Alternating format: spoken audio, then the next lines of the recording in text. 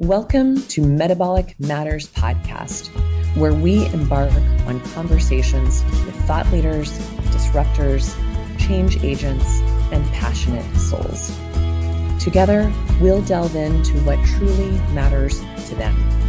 And you'll learn how to metabolize this newfound wisdom so you can transform your own metabolic health.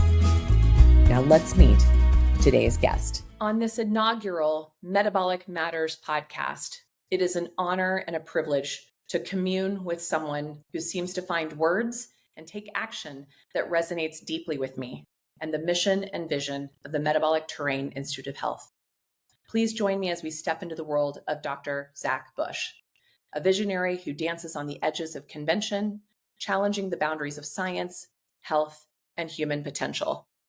Beyond the familiar narratives that circulate, Dr. Bush emerges as a modern alchemist, weaving threads of microbiology, ecological consciousness, and metaphysical curiosity into an intricate tapestry of enlightenment. Rather than simply regurgitating the commonplace, let us embark on a journey to unearth the layers beneath the surface.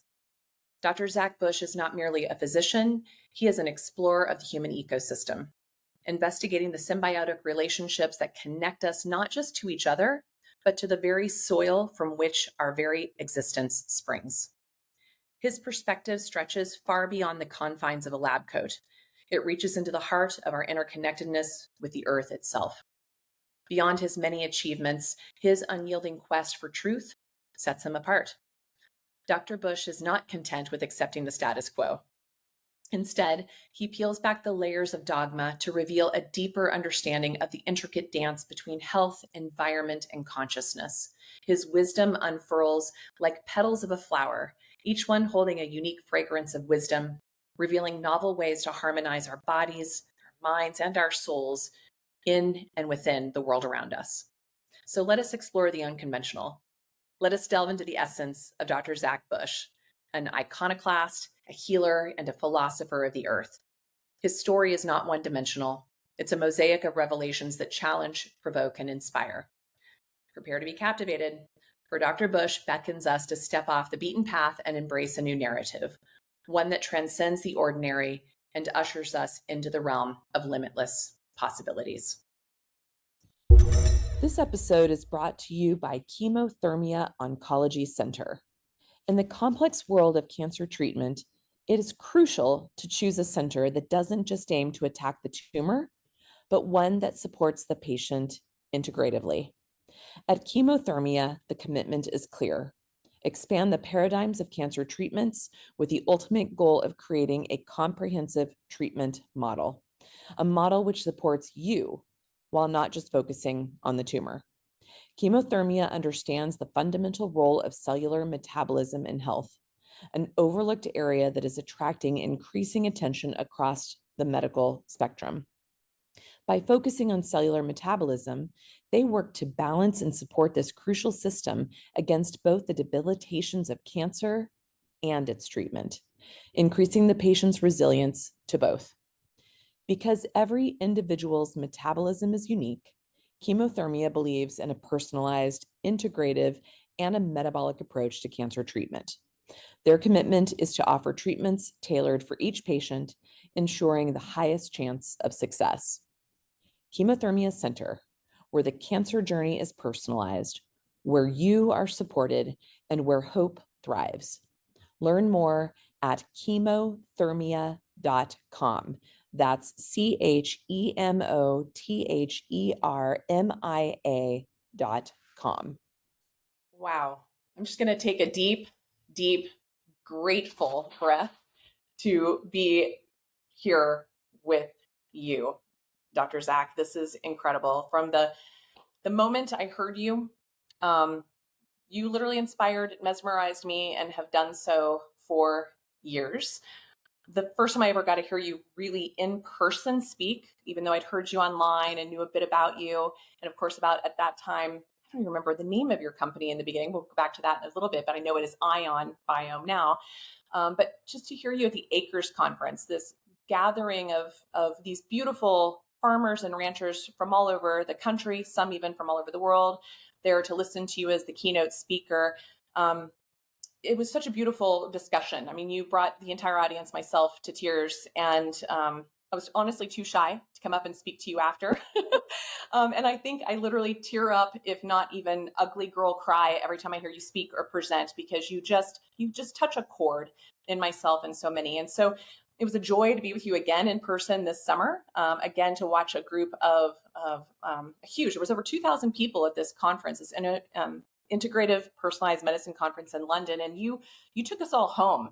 You were the closing keynote lecturer. And again, not a dry eye in the home, brought everyone to their feet, opened up so many powerful conversations that my husband and my sister-in-law got to continue with you very personally and intimately into one of the most amazing evenings that I will forever remember. And so with that, I just feel like you have such a gift of your words, of your wisdom, and of your presence. And I'm really grateful to have you here with all of us today. Nasha, I'm just so pleased to be on with you and thrilled to be part of your project in any small way. It's been an extraordinary journey just in being witness to it in these last couple of years as you've gotten this thing into fruition. It's an inspiration to all of us. It's what we all knew in our hearts was possible for the future of healthcare, and it's been just a fascinating journey over the last 15 years for me to kind of come out of that deep Western medicine allopathic mindset of chemotherapy development to this point where I couldn't be more excited about a hospital built in a farm field and what that means for our future. So the gifts that you bring, your willingness to vision what others have thought about often but just believed impossible, you have taken us past the impossible into the possible future that we all would want for ourselves and our loved ones. Who wouldn't want a biodynamic place of healing to be around you when you're in your health crisis moment? And so this is just an honor to be with you and everybody joining this audience. I just honor each of you because the body of wisdom that will be exchanged in this conversation is representative of everything that you all hold. And every time I speak, I'm always a bit in awe of what comes through, because the gift that we really hold as speakers or whatever place we were put in the world as stewards is to become a voice piece for the whole. And I really feel that for each of you are part of Nasha's creativity and dream work and dream manifestation, and you're part of my capacity for doing what I do, but also part of the thing that makes me continue. It's when I'm low and I'm drawn out. It's an audience like this that gets me up in the morning, gets me put one foot in front of the other again, because you all are inspirational as a community, as a global community. So grateful, Nasha, for bringing us all together. Thank you, and your whole team behind the podcast. I honor everybody who puts their time and wisdom and efforts into creating something like this. Media is a difficult place to play. Anything that involves a plug and a screen is prone to disaster, and so honor every team that's capable of bringing one of these to fruition. So thank you for having me on as the short version. Oh my gosh, so beautiful. It's so interesting because I feel like I know so much about you. As I said, I've sort of been cyber stalking you for many moons now in a good way, a friendly stalker. Deeply appreciated.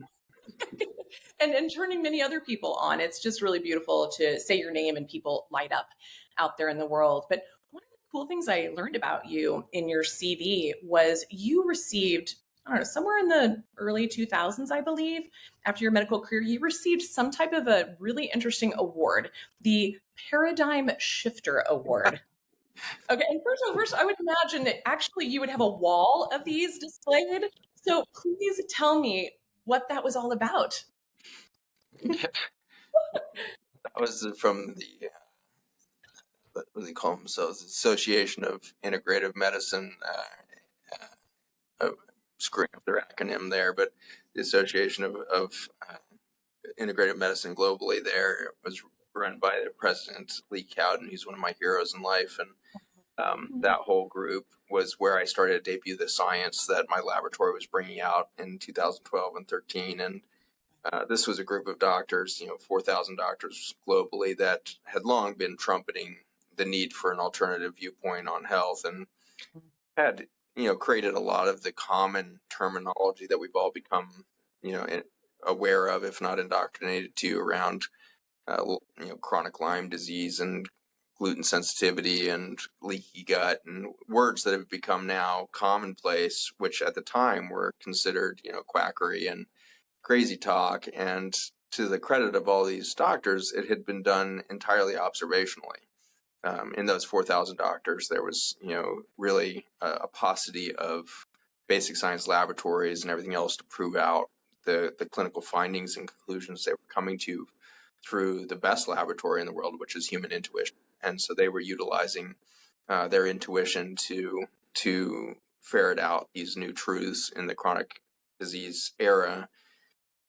And when my lab came along and I came along as a spokesperson for the 150 collective years of scientific expertise in my laboratory and got to share this with them, it was like setting off a nuclear bomb of joy, because it was just like, minds were blowing because they knew it. They knew it so deep in their gut. And to see this gut health story really put in front of them through extraordinary data, but also images. In our laboratory, we're able to actually take images at the microscopic level of the way in which gut cells interact to create an intelligent barrier between the outside world, the microbiome, and our immune system. And to get to see that, I think, was just a deep affirmation of their wisdom, their intuition, but also their trust in themselves as humans, and be told by the vast majority of the medical community that you're crazy for decades and really ostracized for those different thoughts. It's just such a vindication, I think, that came along in 2013. And so when we came on the scene, and at the same time, I was really frightened for the industry because we had so much pseudoscience going on. There was a lot of really bold claims being made and very little scientific backing to a lot of these claims and thought processes. So for all the accuracy of the intuition, there had also been a lot of deep rabbit holes that had been fallen down because we were ultimately preaching to the choir, right? And you get into that little echo chamber of thinking, you often lose the forest for the trees. And so I think my lab had the ability to show them the reality of the microscopic, and then whatever I bring to it was starting to show systems thinking around how that microscopic story related to the whole, and how this related to ultimately the food industry and some of those big macro systems that we again thought had something to do with the chronic disease epidemic, but we were able to show causation, not just correlation between processed food and chronic disease. So that's kind of where things started. And so for that, I still don't even know if they created that award just so they can give me, or if that's actually a real award. But so it was given in the context of all of that, and it's honored to receive that, obviously, from my team. But ultimately, it's interesting, for me. That was, hopefully the last award I ever need to receive in life, because there again is an issue around, and this is maybe one of my flaws, not my strengths, but I start to get a little bit claustrophobic or start hyperventilating when I feel like there's that, pat each other on the back kind of thing of like, you're so smart, or you're doing such a good job, because that's my post-traumatic stress from being in academia for 17 years. I was in academic medicine, and the amount of nepotism that happens in the academic environment, and you don't even realize how closed-minded you are because you've been told you're at like the forefront of innovation and thinking, and you have no idea as a well-meaning doctor that you've become a cog in a machine that's got you so tightly bound in a box that you can't even see the world. And this is how the world's population is experiencing the user version of the medical system, which is you go into the doctor, you have a complaint, you could be complaining of stomach problems or gut problems, or your bowel movements are screwed up, and the doctor's going to tell you it has nothing to do with your food.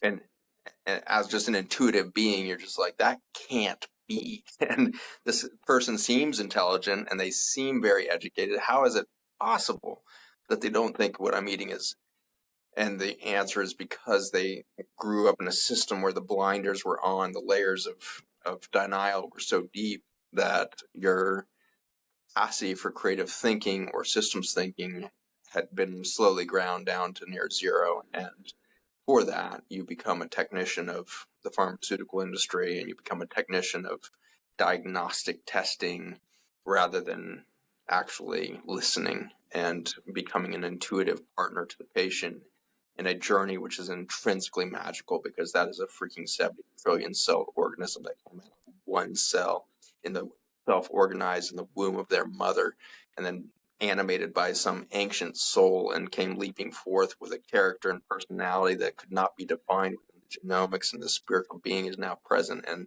the moment they take their first breath, both parents are in just awe because something came through that's entirely a miracle, and no scientific experiment has ever figured out how it's possible that living life form occurred, let alone maintains life. And then gets to the end of that biologic system and lets go of a body to expand yet again into a cosmic journey, and then sometimes come back and forth between the body and that cosmic journey to tell us what it looks like on the other side of the veil in the hospice journey. And yet then we're dumbed down to this situation of just, blood pressure or blood sugar, and we have these incredibly reductionist views of what it means to be a doctor, and for that you miss the part that's called human. Wow. I mean, there's so many pieces here, but I think what is so beautiful is you literally just wove us the sort of chronology or biography of your life to arrive in this moment of these experiences, personally, professionally, with other colleagues, et cetera, which I think is really amazing. And I would like the listeners to have an understanding, because many of them hear this side of you now. A lot of how you just shared is how you show up in the world for all of us today. But a lot of people may not realize you were that very logistic and very linear thinking person at one time. I mean, my gosh, your training was in endocrinology and metabolism. So I am so curious as to where your personal paradigm shift happened, of what you were trained in medical school. You alluded to this, like the numbers, the blood pressure, the hip to waist ratio, of what you learned about metabolic health or metabolic disease back in medical school to how you understand it today. Can you walk us through a little bit of where that click happened for you? Yeah, I mean, you don't even realize you're the frog in boiling water there at all in medical school, because right out of the box, you start getting trained in disease. You start with gross anatomy and a physiology course that tells you about how organs work. But it's not even copped at that point in the term health or longevity or anything like that. And so it's, here's a liver, here's a kidney, here's a heart, here's what it does. And you try to piece that together into a multifaceted machine. And then from that moment, as soon as you've got a sense of the machine, they start showing you disease. And so by second semester of medical school, in what will be really a minimum 10-year journey kind of thing, you are now really indoctrinated, and all you know is the course of disease or decline of cells. And you're given then a treatment mentality and modality system or toolbox that is simply there to palliate the disease. And at no point are you asked, well, how does health happen, or what the hell is even health? Like, at no point was health defined for me as a doctor. Wow. And so really what we subconsciously develop is a belief that there's basically disease and it's inevitable, and the only path is death. And so your job is to step in and try to slightly change the trajectory of disease towards death. And at no point are you asked to take any responsibility or give your patient any responsibility towards what would be the opposite of disease, which might be something like health. So it's just that nature of education rather than learning. Education is a system of programming. Learning is a system of experience. We are not ever given the opportunity for experiential learning. We are immediately put into a didactic programming that is built by a chemical pharmaceutical industry that has perfected itself over about 100-year period to reduce the human condition to a series of metrics that can be measured. And you mentioned metabolism as a concept. Metabolism was in my second specialty. First was internal medicine, which is kind of your general adult hospital care, all that stuff. And so I ran ICUs and bone marrow transplant units, and I was all over the hospital all the time. I was working 100 hours a week and having a ball. I loved it. I honestly loved every second of it. I found the learning amazing. For all the education, my learning on the wards of a hospital just dwarfed everything. And I got to see biology at such a state of extremity that I could, you can take those seemingly, useless metrics of blood pressure and you can change them with these powerful drugs from second to second. So I could see an ICU patient admitted to my ward, who's crashing, liver failure, kidney failure, lung failure. They're on a ventilator. They're on every blood pressure, support system possible to keep their heart pumping. And you have them on a completely non-human mechanized version of life. And over a few days, they would stabilize oftentimes. Well, infrequently, but even if it's 30%, you still feel like a god because you tend to forget the 60, 70% that are dying so quickly. But you feel like you're really doing something. And so for a period of time, which can last a few years as a doctor, you start to believe that you really have been given that godlike toolbox you've been handed. And it takes some time before you realize, wow, that patient that I, cured or helped recover from the ICU is back 6 weeks later. And wow, they're in twice as long this time than they were last time. And then I finally get them out and they're back 4 weeks later. And you start to realize that hospitals are a turnstile for, a recidivism rate worse than our prison system. Once you're in the hospital system, you are in the hospital system. And this is terrifying as a patient because you can feel it happening. You can feel this slippery slope, and every time you engage, it's harder to climb back out of the hole that you're falling into. You're weaker, you have more depression, you have poor sleep, or your sleep is worse, your depression is worse, sex drive is gone, your sense of purpose and vitality is gone. And so where I was in medical school, I guess, after all that, because this was your question, is I thought metabolism was a blood sugar. Now, 25 years later, I believe that metabolism is the measure of energy that is transmitted from an ancient soul into a biologic finite expression of itself. And metabolism at that level, metabolism is a word that's supposed to describe the release of energy from a system. And as you look at what metabolism really is in the end, is basically sunshine that has been stored in the carbon battery in the form of glucose or fatty acids that's then released by the microbiome inside of our bodies, namely mitochondria, that then releases sunshine back into our cells and we run on sunlight. And so we are light beings, and your metabolism is your connection to the nature that would liberate that sunshine within you. And we now know that human cells can't do that. You have to have this complex ecosystem within you to connect to the sunlight in such a way that you become that light being and become this beacon that actually burns brighter than suns. And this is ultimately where metabolism comes in. It's the ability to liberate energy actually defines life itself. When I think about metabolism, as a medical student, I was basically told, well, if you're obese, you have a slow metabolism. If you're skinny, you have a fast metabolism. It's kind of basic. Now, as I take that step back over 25-year period, I start to realize actually metabolism is a measure of my capacity to compound physics. And so the difference between physics and biology is about a 10,000 time increase in light energy. And so the sun, cubic centimeter by cubic centimeter, is the most powerful thing in the universe in regards to physics. There's no physics reaction more potent than that nuclear fission fusion reaction of the surface of a star. They burn for millions of years, and they burn brighter billions of years. They burn for billions of years, and they cover hundreds and thousands of millions of light years, and Yeah, it's just like the scale of this physics is so mind-boggling. But it's recently been shown that 10,000 times that much light is produced by a cubic centimeter of mitochondria. So cubic centimeter of mitochondria versus a cubic centimeter of the sun, 10,000-fold increase in light.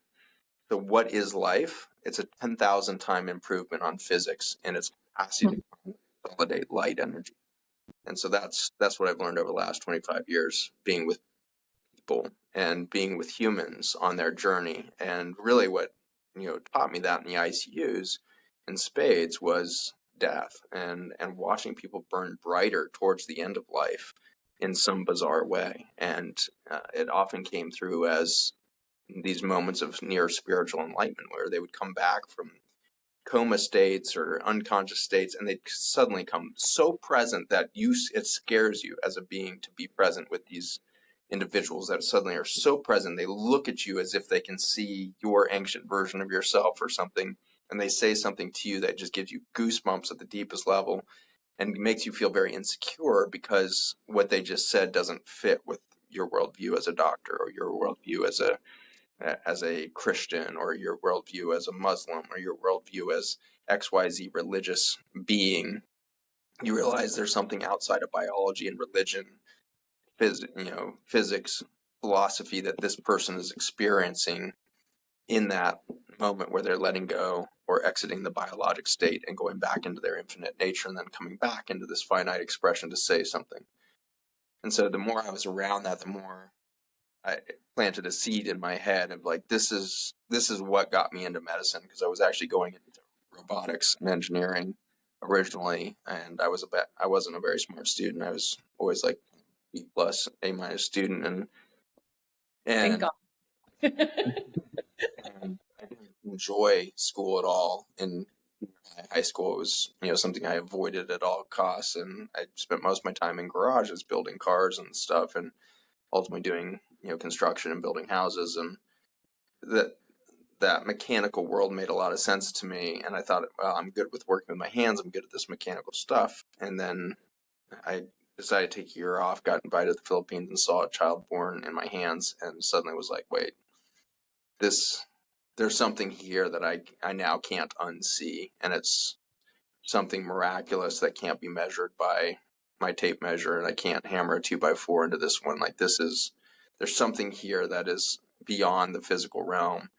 And that dying event, 20 years later or 15 years later after that initial experience of childbirth, watching this rebirth process in ICUs and hospice patients rekindled that seed that had been planted that said, this is where it's at. This is the miracle. This is why I'm here for some reason. I don't know what I'm supposed to do with it. I don't know how I can be relevant to either birth or death, but I was drawn to it. And so my third subspecialty after endocrinology and metabolism was hospice and palliative care. And I was an associate medical director for a hospice for 4 years. And when you're admitting 80 patients a week to die, you end up seeing a lot of this transition zone. And you realize that our concept of death in the West is completely backwards. And our concept of death in the East, one of rebirth, is exactly accurate. And so we have this opportunity, I think, to realign ourselves as doctors and an entire medical system with the realization that there is no death. There's only birth and rebirth, and therefore we need to lose fear so that we live differently. Oh, so powerful. You speak so beautifully. I'm sure that anyone listening who has had the utter privilege to be with someone as they launch, I like to call it, it does change you forever. It does change it is that ultimate paradigm shift, for many people, if they're able to be with someone who's not medicated into oblivion, where they can stay as present as possible in those last moments. It can be the ripple that continues into the living, that gets sort of put back into the compost of the universe. It's quite extraordinary. I love how you described it, and I'm sure that this is probably sending chills and ripples through a lot of people listening right now. So now I feel like there's this beautiful, gentle evolution of how this has moved through you to this. So I'm assuming you've got a lot of thoughts about your understanding of why our metabolic health is failing so much right now, I love that you brought in this conversation of light. But how specifically, if at all, do you see that there's a connection between the failing of our metabolic health with the failure we are giving, or I should say our failure to our soil, and then how that transfers into our failure to our soul? Yeah, I love the question because it shows a ridiculous amount of confidence in my capacity to answer it. You talk about soil and how it connects to our soul. That's a fantastic question. Well, we're going to rally the audience here to speak through me here, but the soil is a description of a complex living ecosystem that seems to have a great sense of purpose around the phenomenon of biodiversity. And so diversification and adaptation seem to be the driving force of life within the universe, let alone on the planet. And interestingly, if we want to get into physics at some point, we can talk about syntropy versus entropy. Entropy is chaos, syntropy is order out of chaos. And the microbiome is such an interesting example of this organization that comes through increasingly complex systems. And so it's not until you get a system of organisms that are speaking across species that you start to reach something that would approximate intelligence. And so at the very beginning of things on Earth 4 billion years ago, the first things were slime molds that aren't even cells. They're kind of a protoplasm of transfer of energy from sunlight into metabolism or energetic release. And then slowly we got after a billion years we reached bacteria. And the bacteria, as soon as they are achieved, are kind of the first demonstration of the ability to hold information within a genome in this genetic sequence that's constantly respelling, redesigning itself. And every time it redesigns itself, it puts out new messages of opportunity for the environment to try something new. And so 3 billion years ago, we have all these bacteria that are exploding now over the whole planet in a million different variations because of their capacity for sharing new information, sharing new possibility of life. And so the soil, now on a planet a few billion years old, is expressing that iterative possibility of more life, more diversity. More diversity equals more nutrients, more life, more energy for adaptation, more energy for biodiversity. And it's this beautiful feedback loop. And so the soil is ultimately the source of life on this planet. And it is what breathes for the planet. It is what creates the water cycle on the planet. It's what creates the transfer of energy through nutrient transfer, nutrient densification, nutrient release. All of this stuff is all done by soil systems.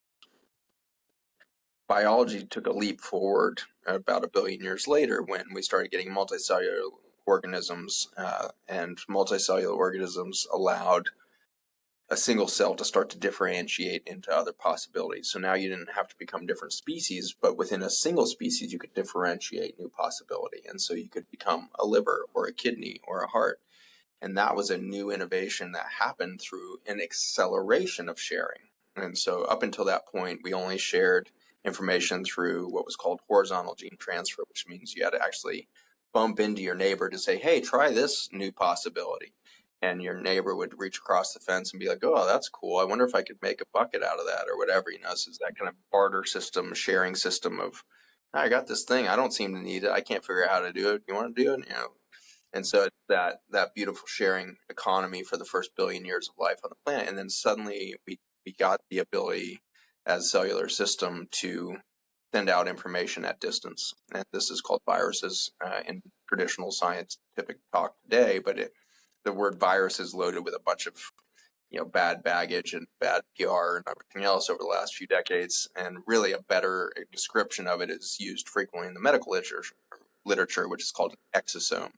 And an exosome is a description of a packet of information that's launched from the cell and can go great distances. These packets of information are not living beings. They're just new genetic possibility. So viruses are not there to attack you. They're not living organisms. They can't hurt you. Your body has to decide to take up every virus as a new possibility for life and decide whether you're going to use it or not. right now in my bloodstream, I have about 10 to the 15 different viruses coursing through my bloodstream as I sit here. I feel great. Why do I feel so good? Because there's so much potential for me to become something different tomorrow, because I have 10 to the 15, which is about 100 billion new genes in my bloodstream right now, 100 billion new opportunities. And the billion number is too hard to figure out. Like it's so extreme.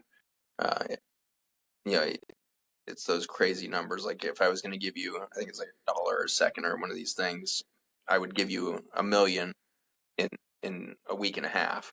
I would give you 1 billion in 32 years. And so you can't calculate the difference between 1,000,000 and 1 billion in your head. It sounds like just numbers, isn't that just 1,000 of those? Like it's such a vast number of viruses in my bloodstream right now. 100 billion new possibilities of genomic expression.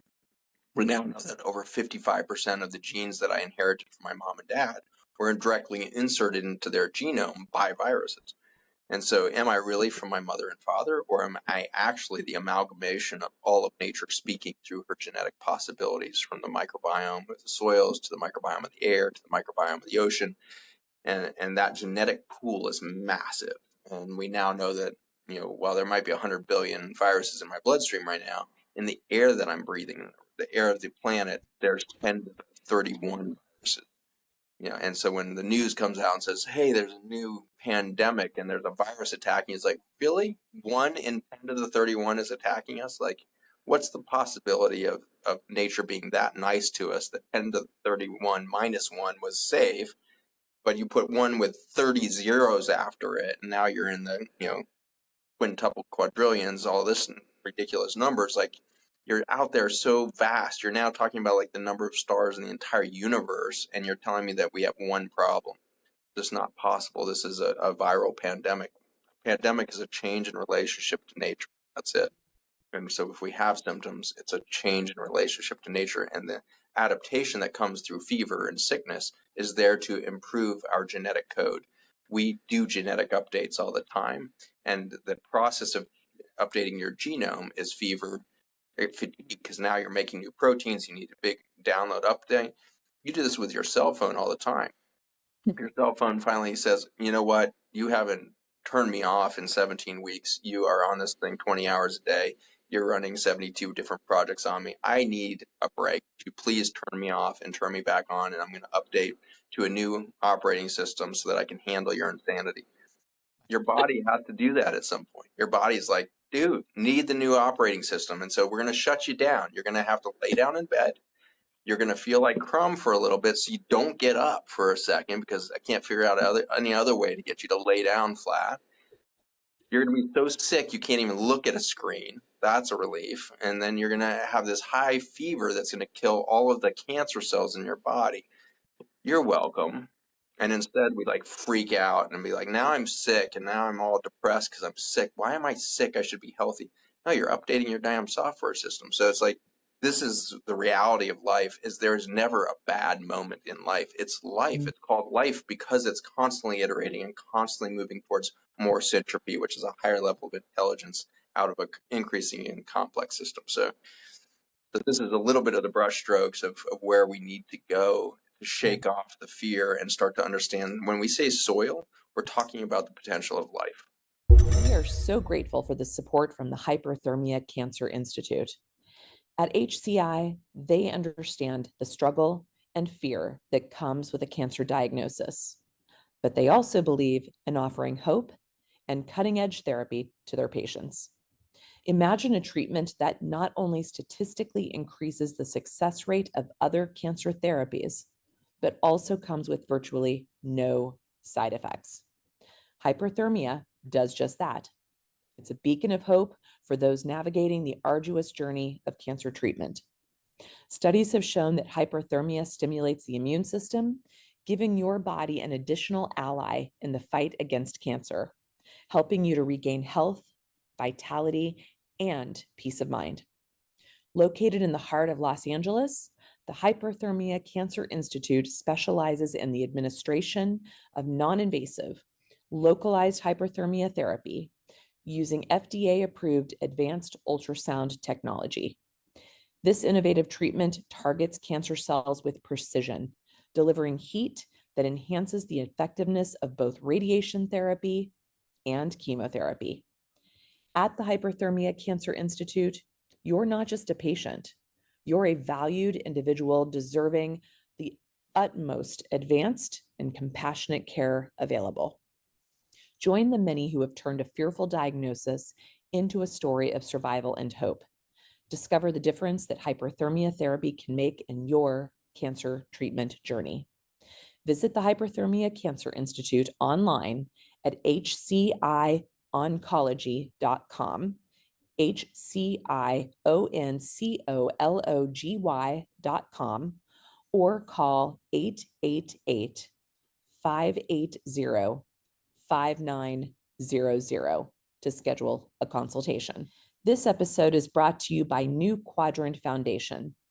When you're navigating the world of health and the world of finance, it's crucial to have trusted partners who understand the bigger picture. That's why I want to introduce you to one of our cherished sponsors, New Quadrant. Established in 2010 by one of our amazing Metabolic Terrain Institute of Health community members, Louise Stoughton, New Quadrant isn't just another financial entity. They're a leading fiduciary and family office service provider in the United Kingdom. With a heart for philanthropy and a unique focus on promoting wellness for professional women, and their mission is to guide their clients so they can turn aspirations into tangible charitable goals. But it doesn't end there. The New Quadrant Foundation, a beacon of philanthropic endeavors, was birthed from the very core values of New Quadrant. The foundation doesn't just house a part of the business profits, it radiates the essence of the entire team's charitable vision. As establishing UK-based charities evolved in complexity, New Quadrant Foundation serves as a guiding light for our supporters across the pond, directing funds to worthy causes and ensuring that your contribution can have the biggest impact possible. We at the Metabolic Terrain Institute of Health are humbled and deeply grateful to have been beneficiaries of the generosity from this UK-based charity for years. And for our United States listeners, if you've ever wondered about obtaining tax relief on your donations to a UK foundation, New Quadrant is your compass. With New Quadrant, your philanthropic journey is in caring, capable hands. To learn more, visit newquadrantpartners.com. That's newquadrantpartners.com. This episode is brought to you by Keto Mojo. If you're on a ketogenic or low carb, high fat diet, you will want to measure your ketones and blood sugar to ensure you're staying on track. And that's exactly where Keto Mojo glucose and ketone meter comes in. The Keto Mojo meter empowers you to take control of your health. It takes the guesswork out of being in ketosis.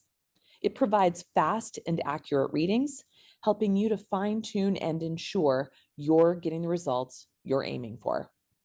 Ketosis aids in the treatment of cancer, diabetes, and other chronic metabolic diseases, while also providing the metabolic adaptability needed for a healthier life. When it comes to metabolic health, always test, assess, and address. Never guess, and ensure you're making the right choices for your health and well-being with the reliable Keto Mojo blood glucose and ketone meter.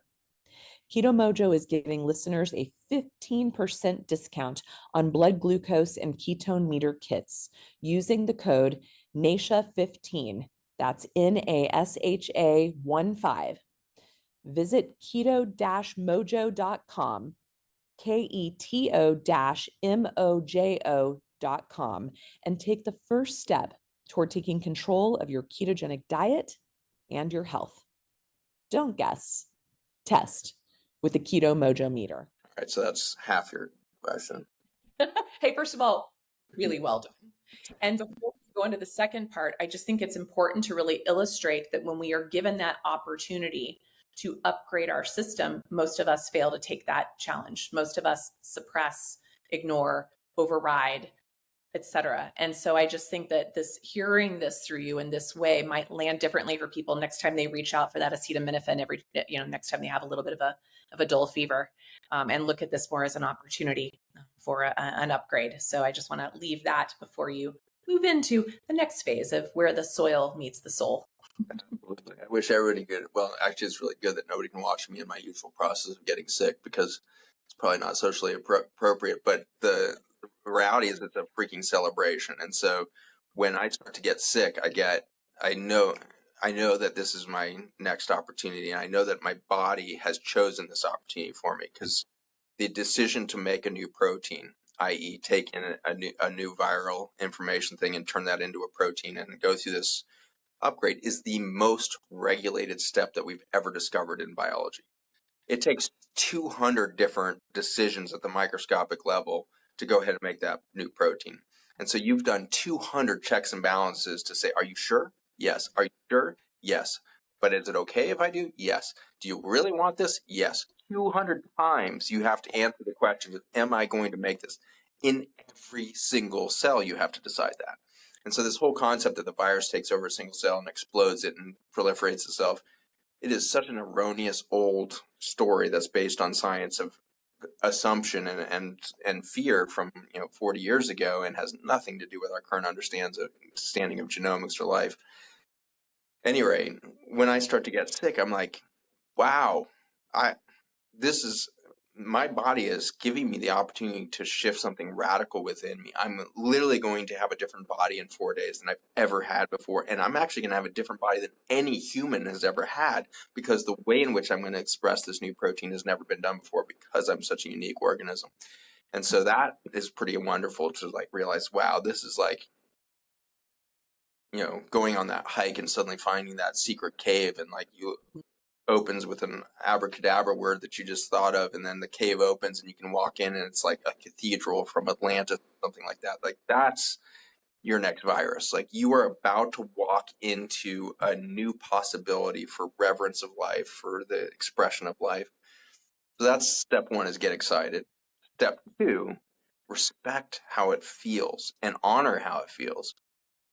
You're fatigued. Thank goodness. Lay the hell down and turn off all the screens, turn off your email, turn off any expectations of yourself, because now you're, leaking water out your butt and you're vomiting in this direction. You're just like, yeah, this is hellish. The reality is that's your body going to whatever extreme it needs to get you to stop doing whatever you thought was important before, so that you can be the new human. And so honoring that of wow, do I really need this extreme of a message? And then when you start to lean into that and be like, okay, I'm willing to receive this and I'm willing to press, you'll find out that the symptoms go 10 times faster. And so I typically will kind of have a febrile kind of sick event every 3 to 5 years, something like that. And so every 3 to 5 years, I kind of get that moment of oh my gosh, I think I'm actually getting sick. And then I go through my little ritual, excitement and new expression of self. And it's very unusual that it lasts more than 6 to 12 hours, because you're accepting each thing and giving it space to express itself. All right, I hear that. And what's coming up for me emotionally, physically, spiritually? What is the spiritual lesson trying to come through here? What is the energetic lesson coming through here? What is the emotional lesson coming through here? What is the ancestral message coming through here? What do I need to let go of? What do I need to release? What do I need to surrender? What do I need to accept? What am I willing to receive? You're going through all those layers as fast as you can, and you're in that kind of febrile between theta state. Fever takes you into theta wave meditation. And so if you're not good at meditating, just look forward to your next fever, and you're going to be in this creative mode. And in fact, my first big company that really launched, my biotech company with Ion that you mentioned earlier and all that, it wouldn't have gone off the ground if my chief science officer hadn't gotten a fever. I'd given him the paper that I had based the formulation of Ion on, and said, I need you to read this thing because it's going to change everything. I knew that because I was already using it myself, my patients, and I'd taken them to the old laboratory I had at academia, and to get his opinion, second opinion, all this. And he had helped me with a bunch of my cancer research, and he just didn't have time to look at this paper until 4 months later, after me, please just read it now, no time. UVA's got me too busy. I'm studying all this disease stuff. He gets flu. And as the universe would have it, the only thing he could reach from his bed was the 90-page white paper on soil science that I had given him 6 months earlier. And he reaches over and grabs this thing. And in that theta wave state, he got the massive download on exactly what these molecules were doing at the cellular level, how they were interacting with herbicides and pesticides in the chemical food industry, how this thing was the antidote from the soil to human health and human life. Like, he got the whole download in a fever state, sicker than he'd been in 5 or 6 years. He calls me Monday morning, still kind of recovering in bed. He's like, "You won't believe it." He just starts monologue for 20 minutes. And I was like, "Dude, that's going to take us a year to even sort that out in the lab. If any, and it actually took it 3 years to really kind of prove everything he had seen in that fever state." And so just have great reverence for the way in which life will send you on exactly the right path to discover the deepest truths about who you are, what you're here to see and witness in nature. We are not discoverers. Like, nature knows itself too well to be discovered, but she wants to be witnessed. And so that fever that happens is your opportunity to slow down long enough to stop believing that you're creating the world around you and start to realize you're witnessing the world around you. And when you start to lean into the beauty of what you can witness, then nature does call you into that co-creative opportunity, and you get to start painting your own brush strokes into that beauty that you witness. And that's what the soil ultimately is, because within you is a complex soil system that is actually more diverse and more intelligent, therefore, than any other soil system. The human colon actually holds more biodiversity per cubic centimeter than any other ecosystem. So the anatomy of your body was fashioned to allow for the maximum number of species to speak through a single neurologic system. And that's what creates intelligence. And so you are intelligent for the complexity of life that you hold within the soil of your gut. And the best soil on earth is in a human colon.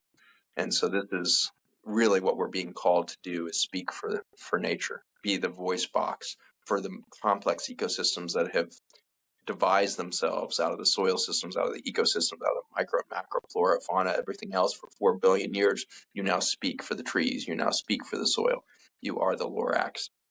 And so this is the journey, I think, really ultimately, is when we get to that humble state, we will realize the vaunted position that we hold in nature, that she has been holding us up to this moment. She has been holding us higher and higher and higher so that we would speak for all of her. And that's the gift of being human. Gosh, Zach, my gosh, amazing. Just amazing. And one of your superpowers in hearing you speak in other places and having some one-on-one conversation with you is you have this ability to see, like you just walked us through the process of having a virus, having a cold, having a flu. You have this beautiful ability to see the gifts within what would be perceived as the poisons or the bad news or the messages. Like you rise to that over and over. For my experience, I always see cancer not as an enemy. I see it as a messenger. I see it as an opportunity. You speak so much. I know you see cancer very similarly in that place as well. And the way you just described the viral process, I would love to know how you have transformed or transmutated what glyphosate has come here to teach us. Yeah, super interesting molecule. It's not a new concept to put salt on fields. The Romans started doing this in mass, and it was probably done by the Persians and some of the more ancient societies before the Roman Empire, but it was used to kill soil. And so we started salting fields way back as a method for taking down enemies. And so we would go and salt their fields to create sterility in their soil systems and kill their food system and cause starvation. The organophosphates is a family of salt molecules that were popularized in chemical warfare in the 20th century in something called Agent Orange that I'm many of you old enough will have remembered Agent Orange in the era of Vietnam and that 25-year war that we waged. I mean, I wish our current generations could remember how long we fought the Vietnam War, to absolute failure, to complete loss, to complete desolation of the not only the Vietnamese people, but the Cambodian people that we destroyed.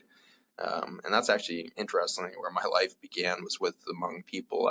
I grew up with the Hmong people that were refugees in Colorado.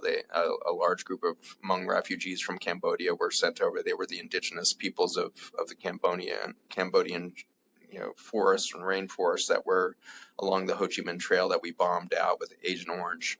And so in a very strange and ironic way, I was raised in a large way by the people that this chemical had actually been designed to destroy. And then I find myself 50 years later talking about this molecule. So it's a weird way that life weaves itself together.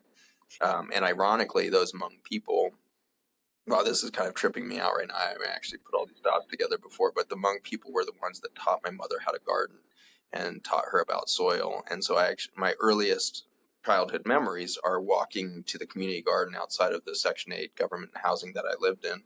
I had two wonderful parents, but sworn hippies and Jesus freaks, which meant that money was the enemy, and you certainly couldn't get to heaven with money. So they were being very, very holy with the poverty that we were practicing, and in that we lived a very rich life because this community garden was right across the gutter, this little like drainage ditch that separated the low-income housing projects from the community garden that had been set up. And ironically, now you can't find a Section 8 housing that has a community garden with it, I don't think, in the country. So, but back in the day, we were allowed to have gardens, and it was a 10 by 10, 10 foot by 10 foot little tiny garden.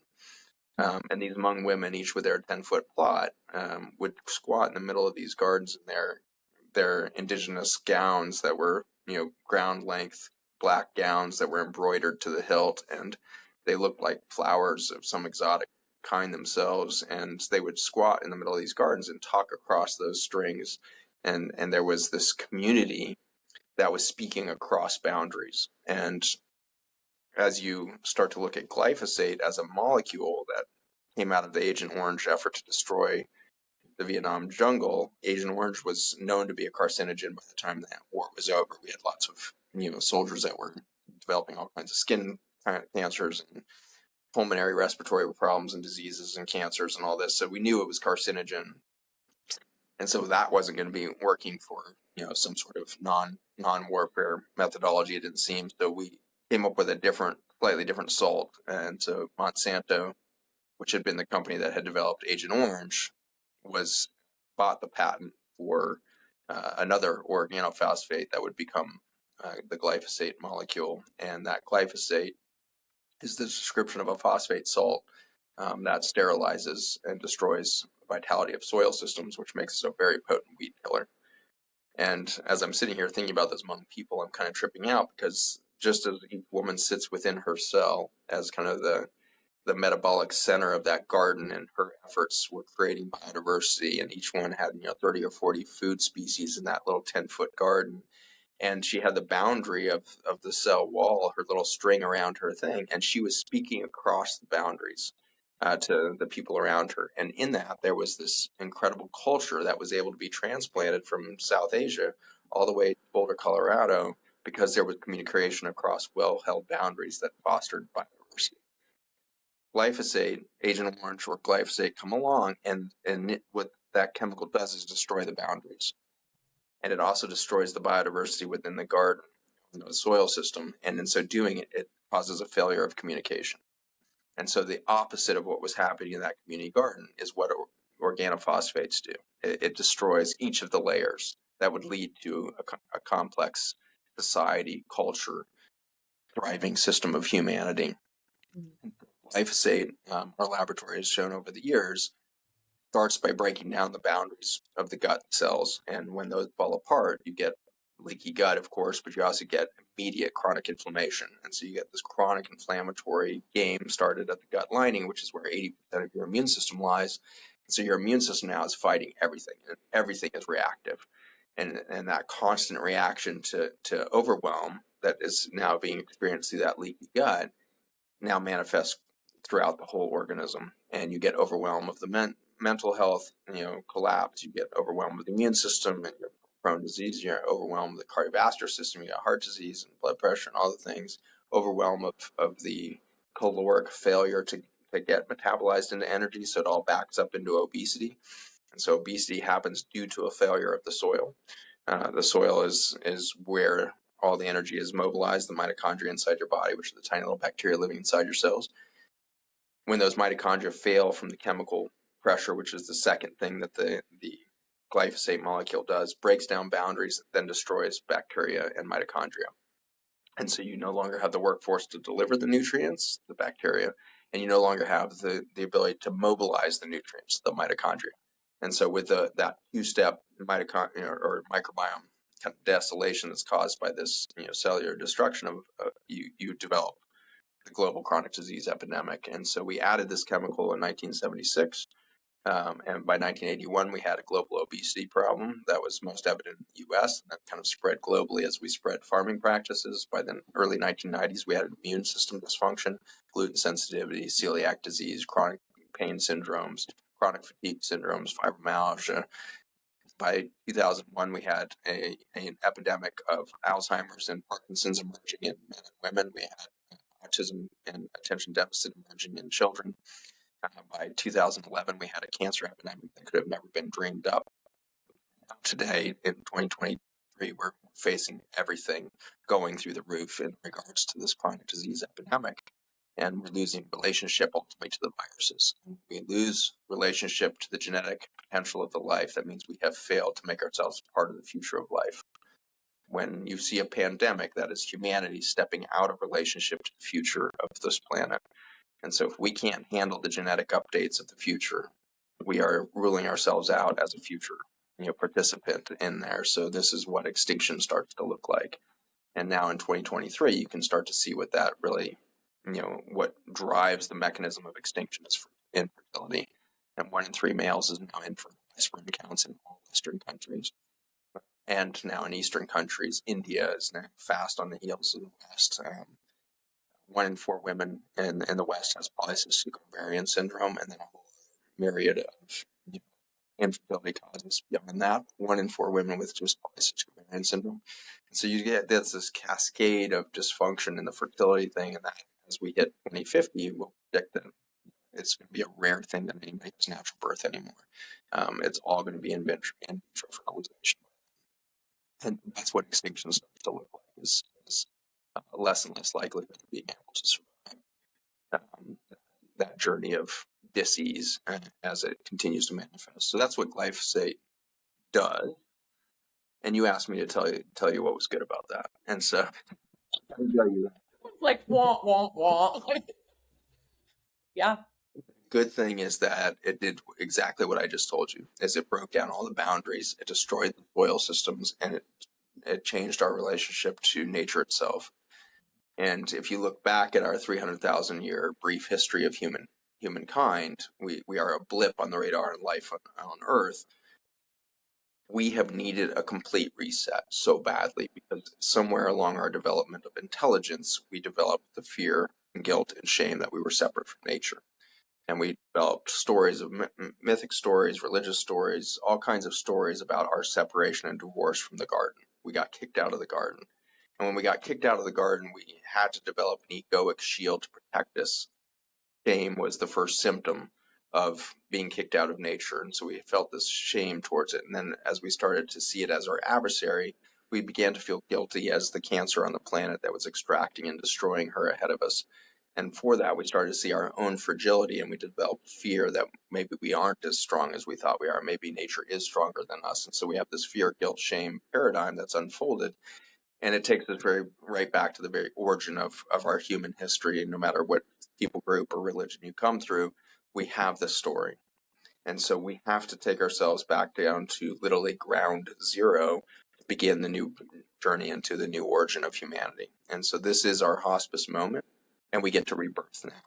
And so the rebirth process is going to begin, or has begun already, but will become evident in these couple of months and years ahead. And I really, really believe that by the end of this decade, we will not recognize the humanity that we are expressing, because in the next short 3 to 5 years, you will not believe how our philosophy changes, how our belief of who we are, what we're here to do, and how many species are participating, not just on the planet and our soils, but galactically, intergalactically. Like, this is the time for community at a very, very, very large scale and a very, very, very small scale.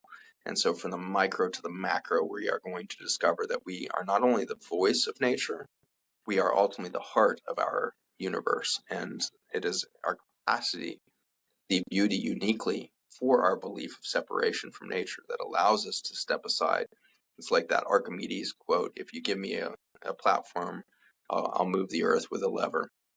And so the platform we've been given that separates us from the earth so that we could see her beauty is the 5 senses and ultimately the ego. And the thing that now brings us to our knees of that egoic journey of believing we were better is glyphosate and every other one of the 200 chemicals you consume in your daily interaction with your beauty supplies, your food and beverage systems. Your environment is poisoning you to the point of complete collapse so that you will humble yourself for that nature to become the new version of intelligence on the planet. And that might be in human form, or maybe we go through our hospice journey, release, and then enter into a much more intelligent planet through something else that's not human. I don't know. But either way, it gets more beautiful. Either way, it gets more intelligent. And every extinction has always led to an explosion of opportunity for the planet, and the intelligence and the biodiversity and ultimately the beauty that is expressed in the next iteration after extinction is so beyond imagination. From the last one, we went from dinosaurs, deciduous tree, and dinosaurs to birds and to mammals. We went from ferns and palms to deciduous trees, wildflowers, and the like. So the beauty just exploded on this planet. The intelligence exploded. And so I get excited about what's the difference between a triceratops and me. So what is the difference between me and the next thing that comes? Like, I thought triceratops was awesome, and maybe something comes along someday and is looking at my skeleton being like, whoa, that thing must have been so cool. Not realizing how lucky they are to be them. And so we are an iterative process of life, and we are ancient souls that play that game over and over and over again. And it's been an honor to be chosen to be alive right now. Each of you have been chosen to be here right now. And I don't know what select process that is, but certainly there is a lot of energy in this universe that comes in organized formats that we might call an energy force or a gravitational field or a soul, whatever you want to call it. But there are so many quadrillions and quadrillions of these energy centers through the universe, and only 8 billion of them, just a handful, showed up here on this little blue speck out in some far-flung suburb of the universe to experience the capacity to love, to experience the capacity to have the vibration of that happens when you see the beauty of the universe. And it took a pretty amazing biologic experiment to form that intelligence, to form that capacity. And so I just honor each of you for being such a select few, for being such a select and high vibrating group that you would be chosen to go through this metamorphosis right now. And without the human journey, we would not have the opportunity to be here right now in the transformative, meditative, and transmutational process that we're in. So it's an honor to be here with each of you. We have long been waiting for this moment, and glyphosate and the rest have set the stage perfectly for us to do something more intelligent and beautiful. My gosh. Oh, woo. Wow. And wow. You spoke to this wove this throughout our conversation today, which was very much about this need to degenerate before you regenerate. And we're in that phase. You talked about this being our hospice on the planet. And you also talked about the message of hope coming with this beautiful acceleration of sharing. And hearing that gives me chills, because I keep meeting people like you and all of the things that you and Seraphic Group and, your biome project and a lot of your other amazing projects do have going on right now. I just want to give you one moment to maybe speak to what one thing you do each day, or maybe one thing you would offer up to us each day that allows us or gives us an opportunity to do better? I mean, the one thing that we must do as a human species, and the one thing that we must do as an individual to participate in the future of the planet, is to let go of judgment. It's the entire secret to life. And if you can let go of judgment, you will become so full of joy. You will recognize beauty everywhere, and you will stop the separation, othering, the us and them, the judgmental, polarization that is driving us to fail in our capacity to be a single species. We have, as a species, created so many divisive differences between one another with these frail five senses that we have forgotten that we have at least seven other senses that tell us that everything is okay. Everything is one. Everything is connected. Everything is perfect. Everything is beautiful. Those are the seven senses you need to start to pay attention to, and start here and go down through your body. And so this capacity to tune into your seven energy centers, your seven senses, that I tend to buzz up top and right in my neck. That's when I know I'm coming into alignment with new information. And sometimes this happens when I'm in breath work, or when I'm seeing a patient, or when I'm out in nature on a hike, or see a lightning storm, or witness something spectacular in the face of a loved one. Those moments are when I start to feel these other centers. And it's sad that we think of them as unusual events, because that should be where we live from. Those seven centers of energy, those seven centers of awareness that have absolutely nothing to do with what it looks like, or what it smells like, or what it tastes like, or what it feels like. It is not one of your five senses that you actually well from. You are being distracted by your five senses that then give you the belief that you are separate from everything, that then puts you into a judgmental state towards everything around you, to try to reassure an egoic mind that you are the best, you are the safe, you are the one, you deserve everything, you blah, blah, blah, blah, blah. So the surrender of judgment is a journey into surrendering the five senses to pay attention to the real you.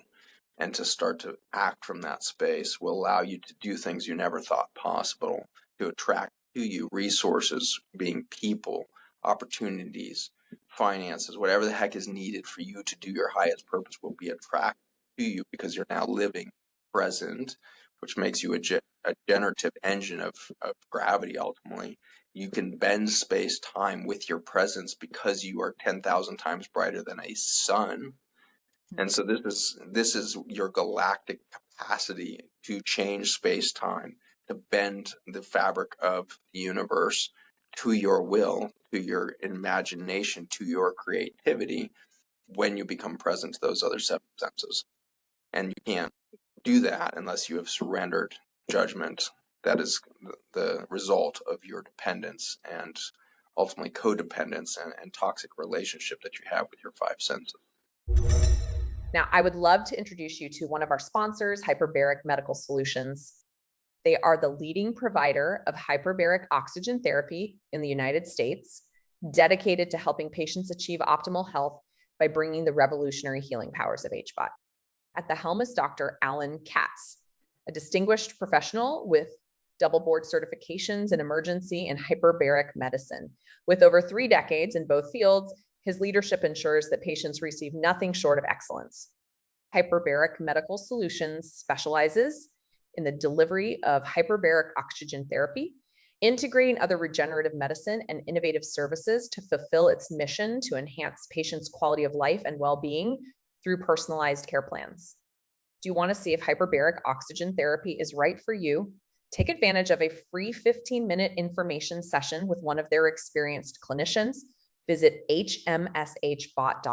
And now I want to introduce you to another one of our amazing sponsors, Hack Your Health by KetoCon, which is a conference that focuses on improving metabolic health through nutrition and lifestyle. The event features industry experts who share research and insights on a variety of topics, including low carb, ketogenic, and zero carb diets, along with stress reduction, sleep optimization, gut health, emotional health, and so much more. It is an immersive experience that includes keynote speakers, specialty panels, breakout sessions, and interactive activities like the red light therapies, cold plunge, natural movement classes, and sauna. And it is a transformative event that leaves attendees feeling inspired and motivated. Hack Your Health will take place May 31st through June 2nd, 2024 in Austin, Texas. And as a special treat for our listeners, they have given us a discount code that will give you $50 off of a 3-day general attendee or a 3-day VIP or a Sunday-only Expo Hall Pass. Just go to www.hackyourhealth.com and enter the discount code Metabolic. That's METABOLIC. The code is active now and will remain active until May 1st, 2024. But don't delay. They always sell out, and you won't want to miss Hack Your Health by KetoCon. Visit hackyourhealth.com today. Do you have any background medical training? Are you a nurse? Are you a physical therapist? Do you have a degree in clinical nutrition? Have you yourself been a patient dealing with cancer, but have a really good grasp of the sciences, maybe worked in some adjunct scientific community or have some type of a medical certification of some sort, but you're not quite at the level of a clinician where you're able to order labs and imaging and prescribe pharmaceuticals and diagnose and treat disease? If you fit in that first category, you are the perfect candidate to join our Train Advocacy program. We'd love to have you. You would be a great voice to add to our community and a great resource to so many patients looking to get more connection to their physicians in applying the metabolic approach to cancer. To learn more, visit terrain.network/tap. That's terrain.network/TAP. Wow, Dr. Zach, as always, incredibly illuminating and incredibly powerful that you were so willing to share your light, to shine your light on all of us today. And I can't wait to see what we get to co-create together in the future. Honored to be a part of your team and honored to be part of this community that you have brought together. Thank you, Nasha, for the time. Absolutely. Blessings. Thank you for joining us for this episode of Metabolic Matters. We hope you found today's conversation insightful and empowering. As we wrap up today's episode, we want to take a moment to acknowledge the incredible team and supporters who make this podcast possible. First, we'd like to thank our production team, Alex Sanchez, Cindy Kennedy, Jessica Gilman, and Lynn Hughes, for their hard work behind the scenes. Our theme song was written by Julie Newmark and performed by Whiskey Flower. And finally, we want to thank you, our listeners, for tuning in and being a part of the Metabolic Matters community. Do you want to learn more? Please visit our website, metabolicmatters.org, and you can follow us on Instagram. If you liked this episode, please leave us a review and share it with your friends and family. And if you want to help support our mission, spreading awareness and knowledge about metabolic health, reach out. We'd love you to join with us. Also, don't forget to subscribe to our channel and hit the notification bell to stay updated on upcoming episodes. We have so much exciting content coming your way. Until next time, stay curious, stay empowered, and remember, your metabolic health matters.